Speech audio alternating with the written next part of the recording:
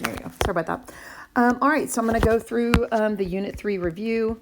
I'm probably just going to do the first half in this video, and then I'll go back into the second half in another video. So here we go. We're just going to get started. The first 4 questions are basically just asking you for your formulas that we learn in this unit. Everything that has to do with a linear function is these 4 formulas. So these are on your star formula chart that you'll be able to use on your test. So you just need to know when and how to use them, right? So slope formula is obviously change in y's over change in x's, right? And so when we know 2 points that lie on the line, right, we can just simply subtract the y's on the top and subtract the x's on the bottom. Please make sure you always reduce your slope fractions, okay? Number 2, slope-intercept form, right? So it's called slope-intercept form because you use it when you know the slope and the y-intercept, right? So just a little reminder here that the m is the slope and the b is the y-intercept, right? Remember that would be like 0, comma b, right, where it crosses the y-axis. All right, and then point slope form, we use that when we know a point and a slope, right? So y minus y1 equals m times x minus x1. Again, just the reminder, the m is the slope. And the x1, let me see if I can put that here. The x1, y1, right, is the point that you know on the line, right? And then we have standard form, right, which doesn't give you points or slopes, right? It's just ax plus by equals c, right? So it's just an arrangement where all the x's and y's are on the left and the constant is on the right-hand side. You cannot determine slope or any points just from looking at the equation alone, right? And remember, we actually have some rules that go along with this, right? Rule number 1 is the ax term must be positive. I'm just going to write the rules down here. Must be positive. And the second rule is no fractions or decimals.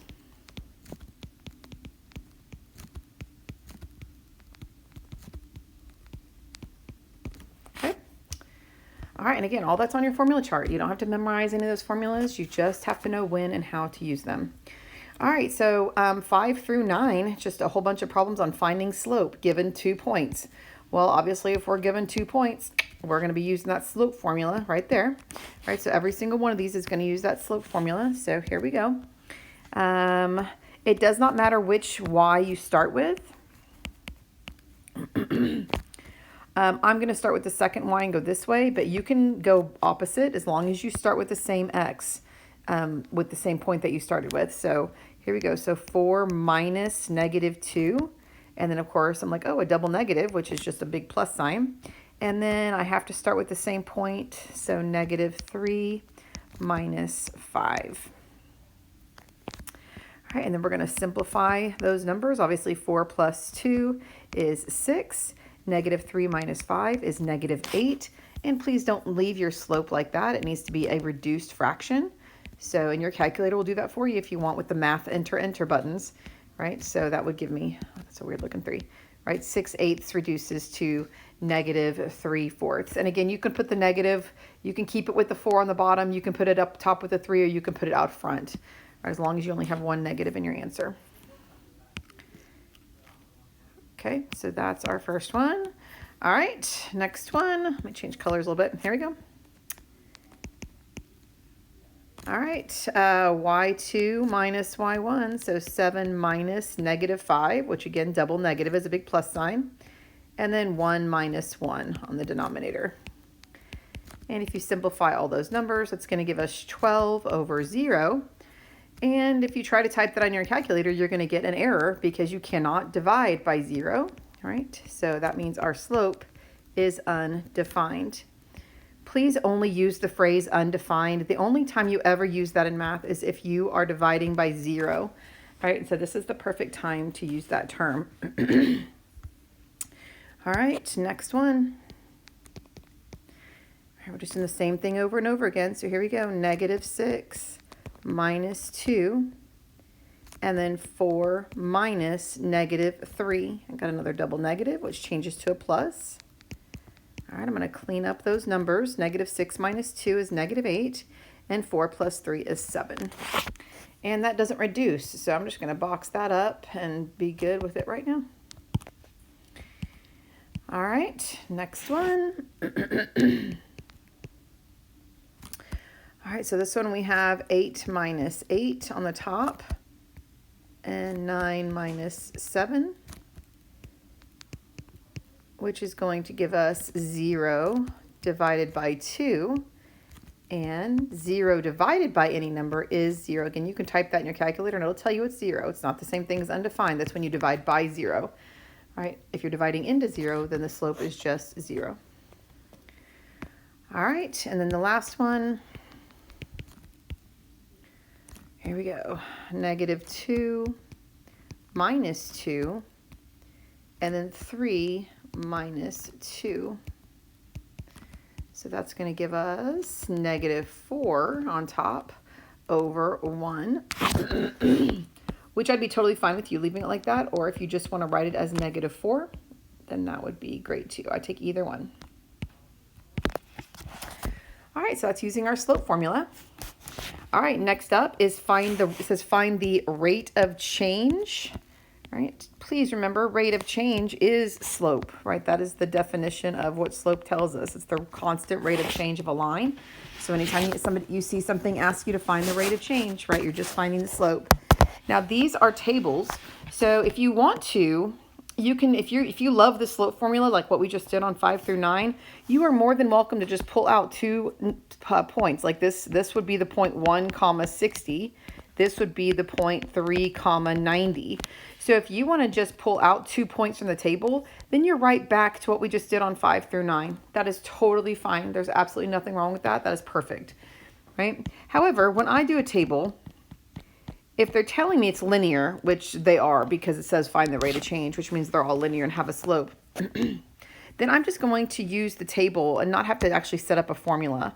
So remember, we want the change in y. Please remember, it's always going to be x on the top and then y on the bottom, or x on the left and y on the right, right? It's always going to be in alphabetical order.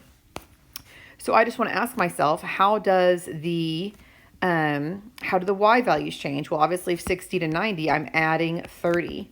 So when I find my slope, right, that positive 30 goes in my numerator. And then I'm going to figure out how my x's are changing. And from 1 to 3, we are adding 2. So I have a positive 2 in the denominator. Right, so obviously that can be reduced, right? So it's 15. 30 divided by 2 is 15. Now I do want to point out right here, it says make sure to explain the meaning by including units. So the fact that this is pay, which would be dollars over time, that means my actual rate of change. Oh, I'm going to write it up here. When I reduce this, I'm going to write this as $15 per 1 hour. Right, and that's going to be my final answer for my slope or my rate of change, right? It's reduced, and they wanted me to put the units on it so we actually know what we're talking about in the problem. Okay.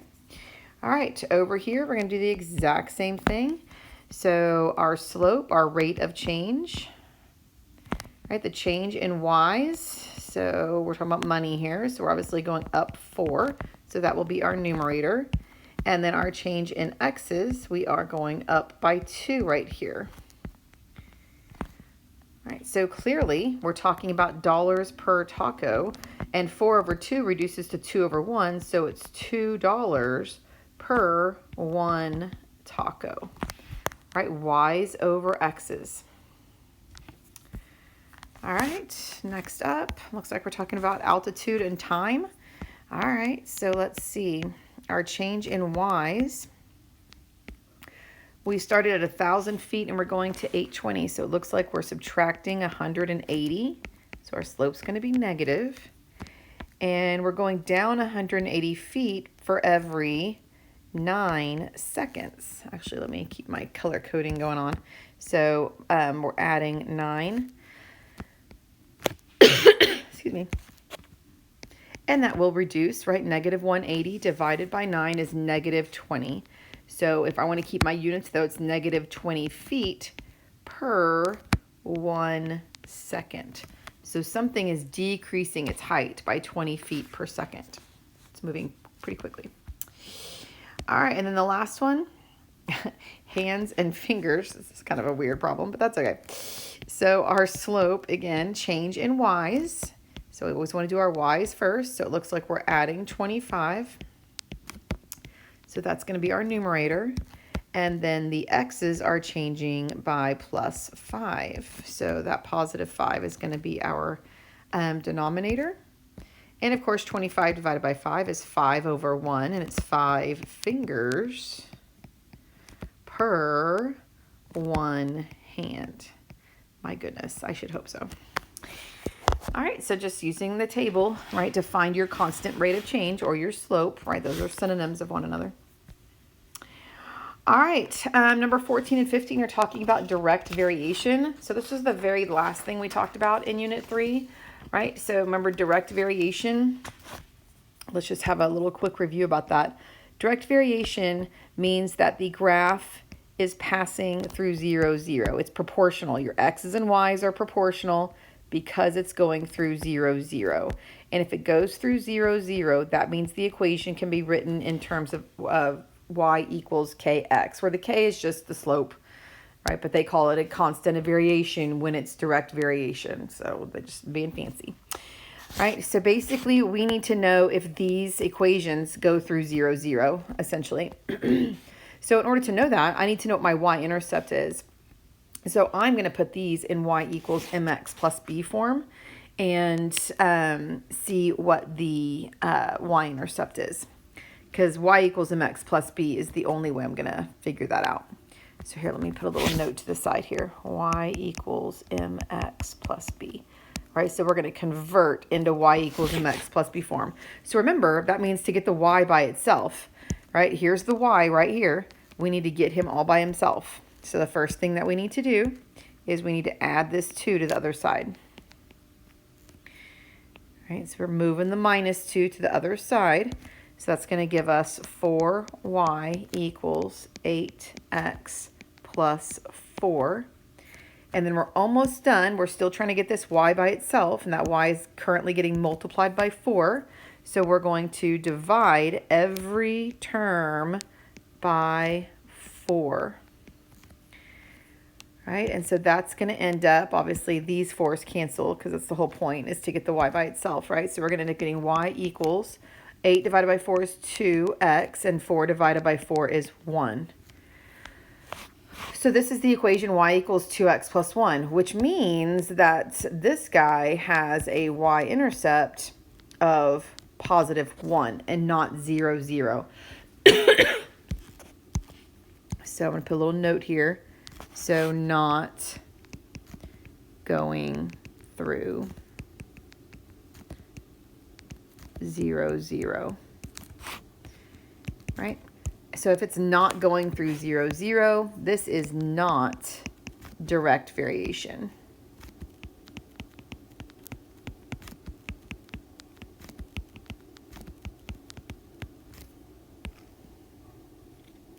But again, you got to prove it, right? You can't just on your test, you just can't say no, right? You have to prove and explain why it's how you know it's not direct variation, not just taking some random guess and writing yes or no. That's not going to cut it.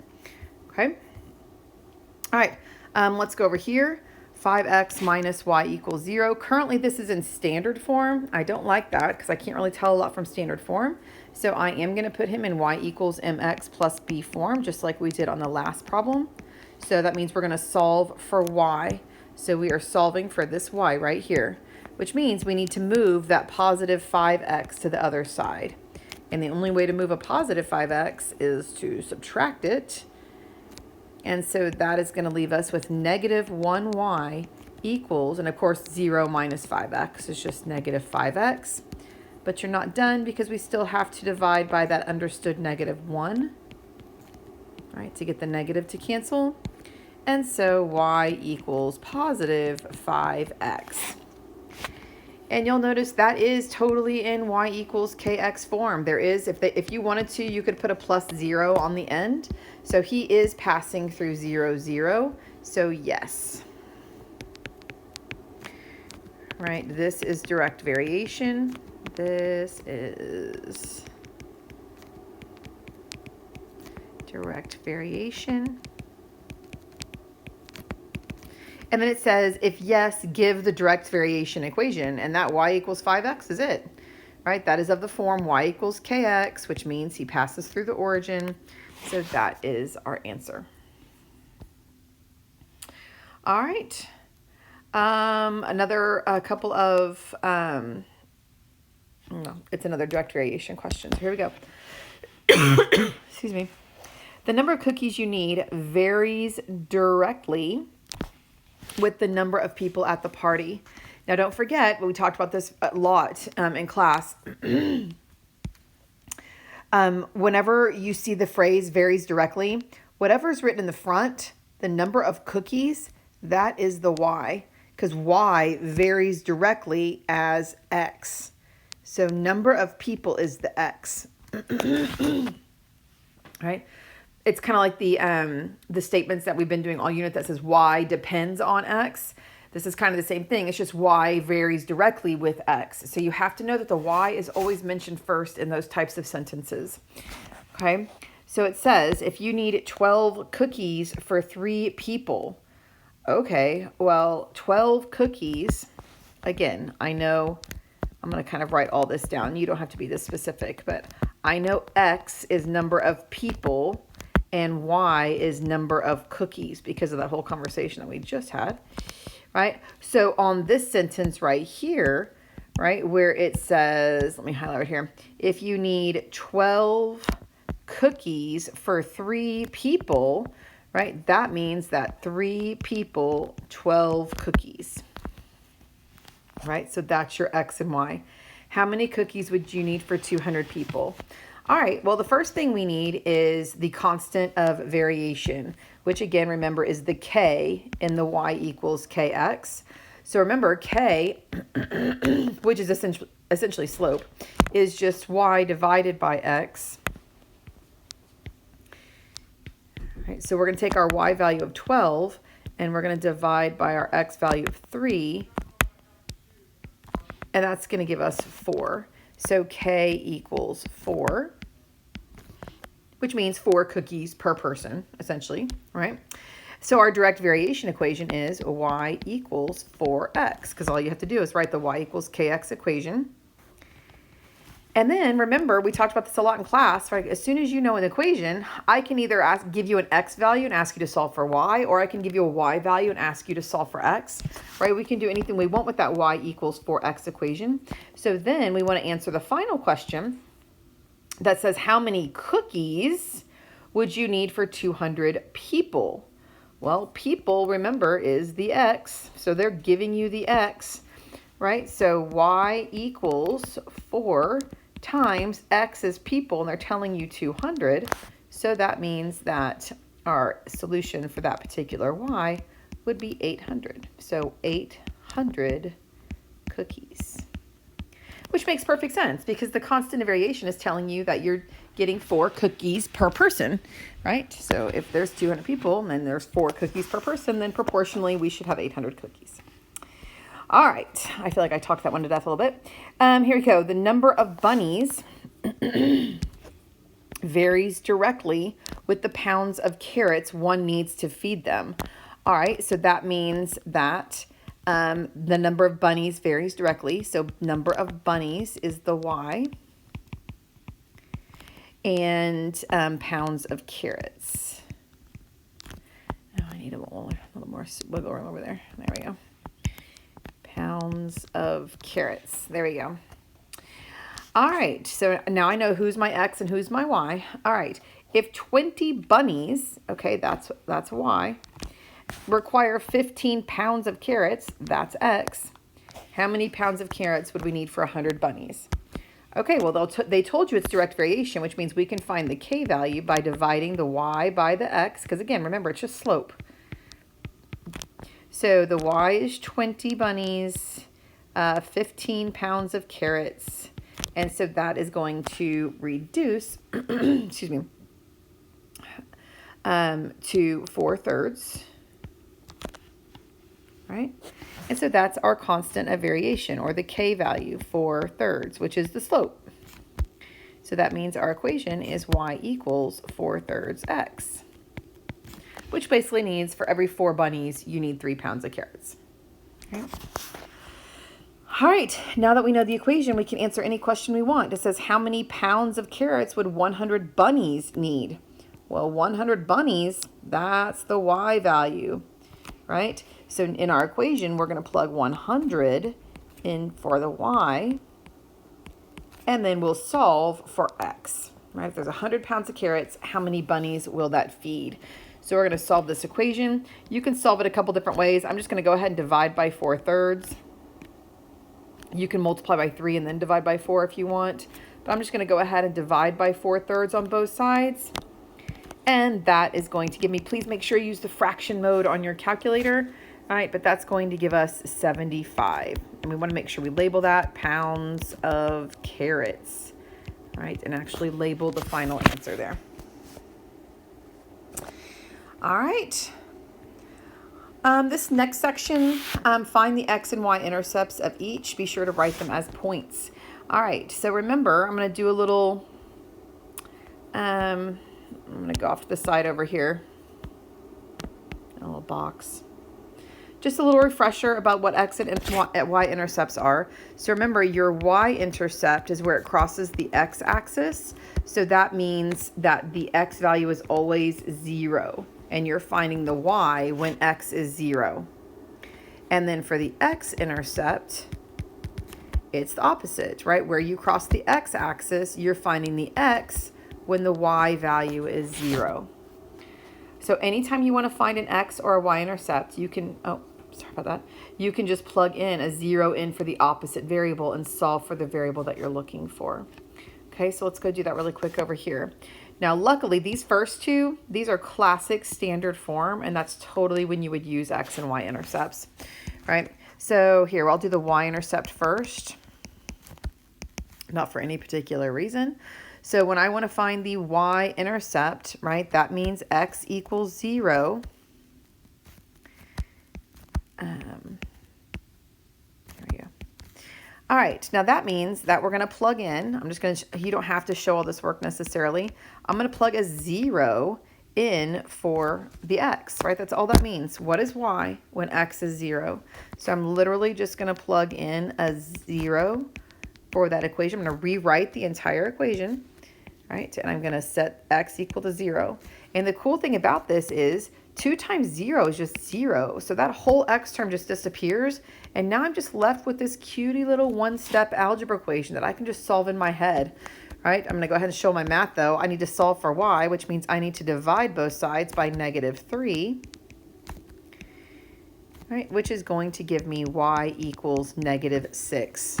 So when x is 0, y is -6. And that's my y-intercept. So I'm going to put that down here. And then you just do the exact opposite for your x-intercept. Let me scooch this up a little bit. There we go. So if I want to find my x-intercept, that means I'm looking for the x value when y is 0. So literally I'm going to do the exact same thing, except now I'm plugging a 0 in for y. So I'm going to rewrite my equation, 2x minus 3, but instead of times y, I'm going to put in a times 0 equals 18. And the reason why we love this so much is because -3 times 0 just cancels that entire term out. So I'm just left with this very simple little one-step algebra equation of 2x equals 18. So I can just divide both sides by 2 to get that 2 out of the way, and that's going to give me x equals 9. So when y is 0, we get x equals 9. So our x-intercept is 9, 0. Now, I know it didn't ask us to graph it, but I just want to make sure we're all very clear that once I have my intercepts, I don't need any other information to graph this line, right? If I know my y-intercept is down here at -6, and my x-intercept is over here at +9, right? That's all I need to draw a nice, pretty line for this linear equation. right? It doesn't ask you to graph it, but it never hurts to kind of practice that. All right, number 19, I'm going to quicken this up a little bit, right? Because the y-intercept, these really don't require any work. You can kind of just do all this in your head, basically.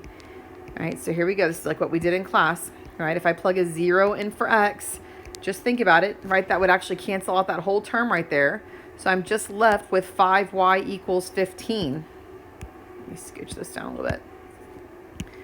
And so the only thing I need to do to solve for y is just to divide both sides by 5. So I'm going to get y equals 3. All right, and again, you can just kind of do that in your head. Just cover up the term that cancels out, and then just solve the equation in your head, or use your calculator.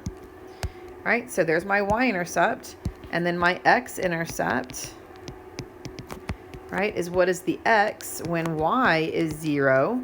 Well, again, I can just go up top. If y is 0, that whole y term disappears, and I'm just left with 3x equals 15. So I can just divide both sides by 3 and figure out that the x value is 5. Right? You don't have to show a lot of work for when it's in standard form, which is the whole point of standard form, right? So let me write those down. So our x-intercept is 5, 0. And our y-intercept is 0, 3. And again, if I wanted to sketch that graph, I know it doesn't ask me to, but I'm going to do it anyway. Okay. So if I wanted to sketch that y-intercept of 0, 3, I'm just going to kind of eyeball it about there-ish, right? And 5, 0 might be out here somewhere, right? And so then I can sketch my line just using the two intercepts. Who needs slope when you can find using intercepts? All right. Okay, this last one. I really don't like this question because obviously this is point slope form, right? And no one would ever graph an equation in point slope form. It's just ridiculous, but it's okay. We'll still keep it rolling. So let's go find the y-intercept. This one's actually going to take some work. So remember that y-intercept, we're plugging a 0 in for x. Right?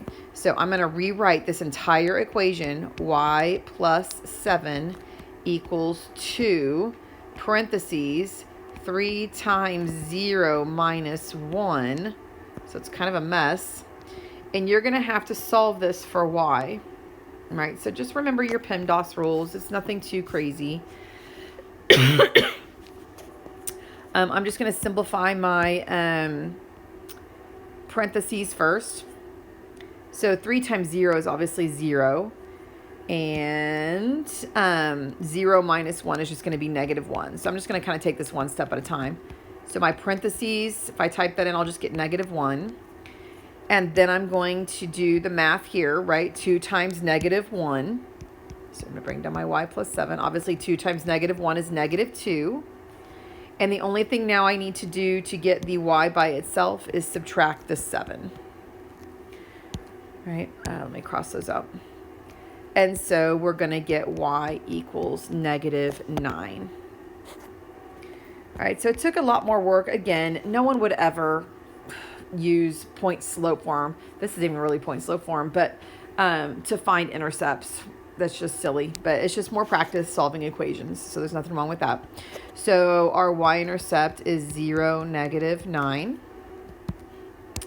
All right, I'm going to scooch all that up a little bit because I'm going to need some more room here. All right, and so now we're going to do our x-intercept, which again is finding the x when y is 0. So again, I'm going to rewrite this whole equation. 0 plus 7 equals 2 times 3x minus 1. All right, I'm going to do a couple of things first. I'm going to simplify the left side. Obviously, 0 plus 7 is just 7. But I'm also going to simplify the right side because I need to get rid of those parentheses, right? So we're going to distribute the 2, which is going to give us 6x minus 2. And then I need to solve this for x, right? So we've got a little two-step algebra equation here. So we need to add the 2 over to the left. Again, we're trying to solve for x. So we get 9 equals 6x. And so lastly, we would divide by 6 on both sides. Right, and that's going to give us x equals 3 halves. Or 1.5. I'd be totally fine with 1.5. Right? And so 3/2, comma 0 is our y-intercept. Or I'm going to go ahead and write 1.5 because it's a nice finite decimal, so that would be okay too. All right. Again, it's so silly to even find intercepts for that formation, but that's okay. I'm going to draw my x-axis way up here. All right, because my y-intercept is down here, right, at -9, and then my y-intercept is at like 1.5, so let's say there-ish. Right, so this is kind of a general sketch of what that line might look like with those two intercepts. Okay, so just a lot of practice plugging in zeros for each variable. All right, this next section is graphing lines. These are the three most missed kinds of lines. That's why we threw this on here. We'll practice some more linear equations later. But here we go. So graphing y equals 3. So remember, that means it doesn't have an x. And it doesn't have an x because the slope is 0. Right? They could have written that as 0x plus 3 if they wanted to. So remember, that means our y-intercept is 3. And it's going to have a slope of 0. It has no rise.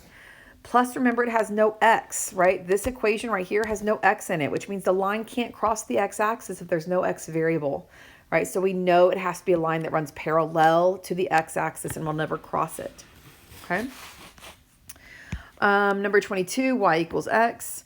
We've been talking about this since Unit 2, but a lot of us still miss it. So please remember, if you want to write that in y, it is written in y equals mx plus b form, but remember that means our slope is 1 and our y-intercept is 0, right? That's the exact same equation, right? We're just throwing the understood 1 in there in front of the x and then the plus 0 hanging off the end, which they're never going to write for you, right? If there's no constant hanging on the end, you just have to know that that's a plus 0, which means our y-intercept is 0 and our slope is 1, so up 1 over 1. So up 1 over 1, up 1 over 1, up 1 over 1, up 1 over 1. All right, and we can keep that going, or we can go down and left. All right, as many times as you want. I like to get a nice straight line. All right, and so there is our line y equals x. And I would be remiss if I didn't remind you that this is the parent linear function. Right, y equals x is the parent linear function. This is the most basic linear function you can possibly write with a slope of +1 and a y-intercept of 0. Right, so please remember, it has the parent linear function. All right, this last one, graphing x equals 5. Notice what he's missing. He's missing a y, right, which means he's not even a function.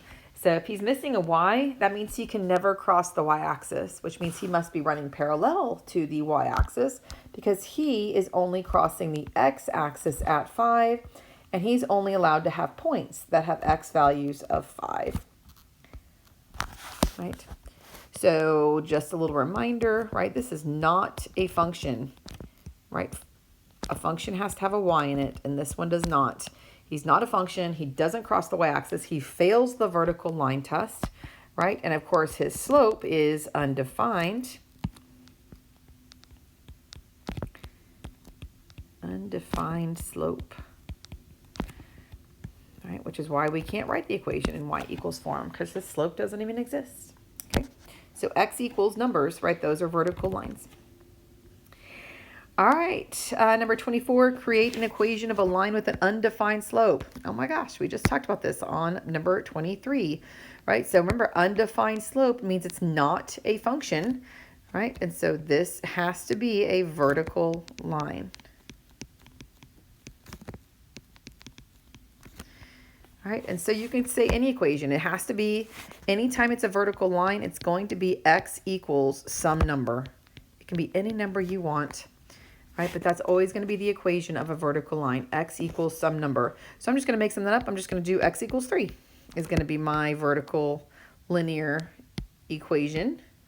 All right, and I'm going to sketch that graph. All right, that means we're talking about a line that is vertical and only passes through 3 on the x-axis. Let me get one that, well, I'll do the best I can there. Okay. All right, number 25, create an equation of a line with a 0 slope. All right, well, slope of 0, that is a horizontal line.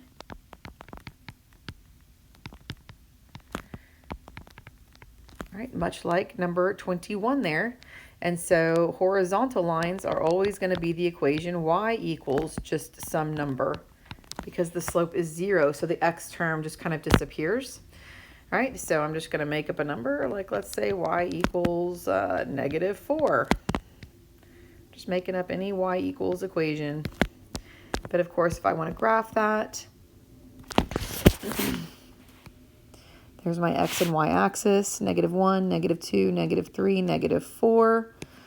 All right, so my line would be a horizontal line only passing the y at -4. Okay. Excuse me. Okay. All right. These next 3 questions, they just want you to graph the linear equation. I would definitely pay attention to what form these are written in. All right, that's the whole key. So on this first run, this is clearly written in y equals mx plus b form. So it would be an advantage to simply just graph it because it's in the simplest form to graph a line, right? So remember our slope, I'm just going to kind of write this information down. Our slope is 3 or 3 over 1, right? And our y-intercept is 0, -1, right? That guy right there is our y-intercept. And so those are the only 2 pieces I need to graph a line. I know the line crosses at 0, -1, and then my slope is 3, so I rise 3 and run 1. It's all positive movements up and to the right. 1, 2, 3, right 1. Up 3, right 1. I ran out of room, so if you want to get a nice straight line, I'm going to go backwards, down 3, left 1, down 3, left 1, because 2 negative movements still make a positive. Notice our line is increasing. Please check that on your test. Right? You should know that this is going to be an increasing line before you even graph it because the slope is a +3, right? Positive slopes have increasing lines, right? Double check that. I'm going to even write that on this line. That's really sloppy. Increasing, right? Increasing line, positive slope. Double check it. All right, number 27. What form is this guy written in? That looks like standard form, ax plus by equals c. Now there's 2 different ways you can do this problem, and I'm actually going to do it both ways. And you can choose. Obviously in your test, you're not going to do it both ways. You're just going to pick one. We did both ways in our homework though, so you should be really good at this, right? Option number 1 is to turn this into y equals mx plus b form. Convert to y equals mx plus b. All right, it takes a little work, but then graphing it is oh so easy. All right, so I'm going to rewrite my equation. I don't want to use that color, sorry. So 2x plus 3y equals 6. I want to get this in y equals mx plus b form. So we did this a lot, right? This is like our number 1 skill we're going to be using the rest of the year. So we want to try to get that y all by itself, which means the first thing we need to do is subtract the 2x to the other side, right? So that gives us positive 3y equals, now please don't combine those. Those are not like terms. So I'm just going to write the negative 2x term first, and I'm going to kick the positive 6 out to the side. Notice it's starting to take on that mx plus b flair, right? But we're not quite done because we still have to get the y by itself by dividing every single term by 3. So of course those cancel, leaving us with just 1y equals negative 2/3. I'm just going to kick the x because I can't simplify that fraction. All right, so I'm just going to, that is my slope. And then 6 divided by 3 is 2. So I just took the standard form and converted it into slope-intercept form. And now I can graph it just like number 26, right? Oh, my y-intercept is 2, and I have a slope of negative 2/3. So let me just plot that. There's my y-intercept of 2, and then negative 2/3 means down 2 over 3, down 2 right 3. Right? Notice the pretty decreasing line, which I already knew was going to happen because I have a negative slope. I'm going to go ahead and grab some points the opposite direction so that I can get a nice straight line going all the way through. All right, sorry about that. I'm just going to put a little reminder here. This is a decreasing line. Right. Now, if you don't like that, if that seems like too much work for you, which I kind of would agree, then option 2 is going to be for you. And we actually already done this back right here on 18 and 19. Right? Really the only advantage of standard form is that it's super easy to find the intercepts of the line by plugging zeros in. And that's exactly what we're going to do here. We're going to use the standard form to our advantage. Right? So we're going to find the intercepts. Again, this doesn't take hardly any work at all, right? So if I want to find the x-intercept, right, I'm finding the x when y is 0. So remember, if my y value is 0, if everyone's okay with it, I'm just going to scribble that out, right? So I'm left with the equation 2x equals 6. And I can just divide by 2 on both sides, and I get x equals 3. So that is our x-intercept, right? 3, 0. That's weird, let me. All right. All right, let me erase that little pink scribble I did there. All right, now we're going to go find the y-intercept, which is when x is 0, what is the y value? Well, again, if x is 0, that means I'm just scribbling out that 2x, because 2 times 0 is 0, so the x term just goes away, and we're left with the easy peasy equation 3y equals 6. So if we divide by 3 on both sides, we get 2. And voila, that means our y-intercept is 2. Now I know I've already graphed this line, but I just want to show you, right? Let's pretend I hadn't already graphed this line, right? My x-intercept is 3. Oh my goodness, look at that. I already had it. I already knew the x-intercept was 3 and the y-intercept was 2. And that would have given me enough information to connect the dots, right? And draw a nice, pretty line, right? So whether you graph it using intercepts or converting to y equals mx plus b, that's totally up to you. Okay. All right, number 28. Y minus 3 equals 2 times x plus 1, right?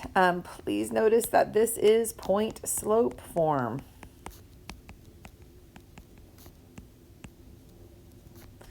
Right, point slope form.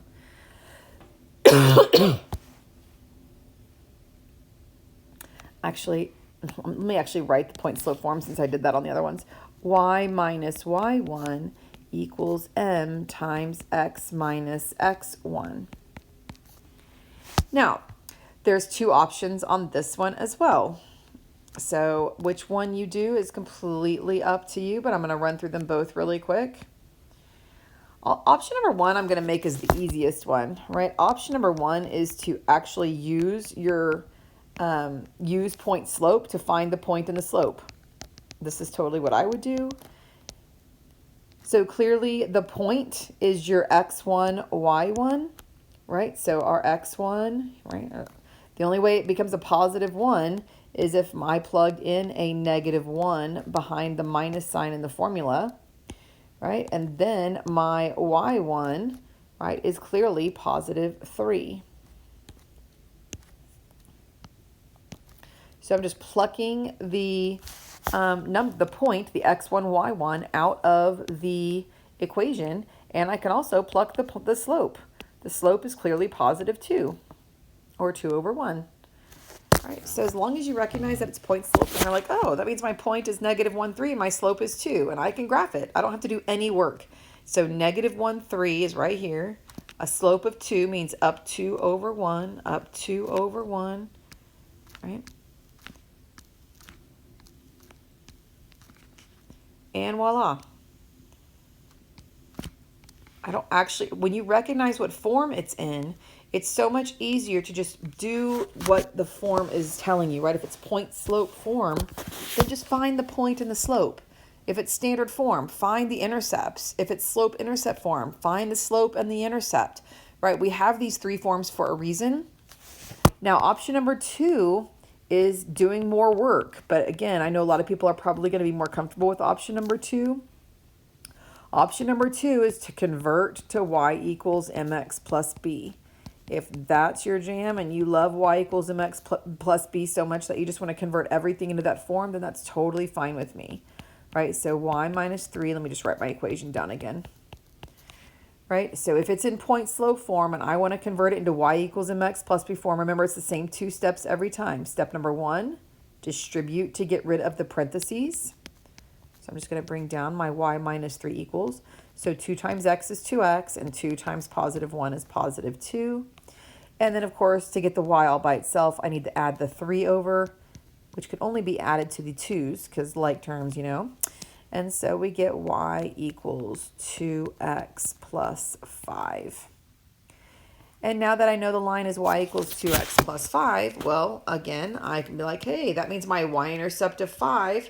Oh, what do you know? I already knew that. With a slope of 2, so I'm going up 2 over 1. So clearly I'm getting the exact same line that I got before without having to actually do any work. Okay, so I'm just showing you options in case you are more comfortable doing it one way versus the other. Okay, but just make sure you find a way that you're really good at and you stick to it. Okay, I'm going to stop this video right here so my videos aren't too terribly long to upload. I just noticed that I lost my little arrow right there. And I'll pick up on number 29 in the next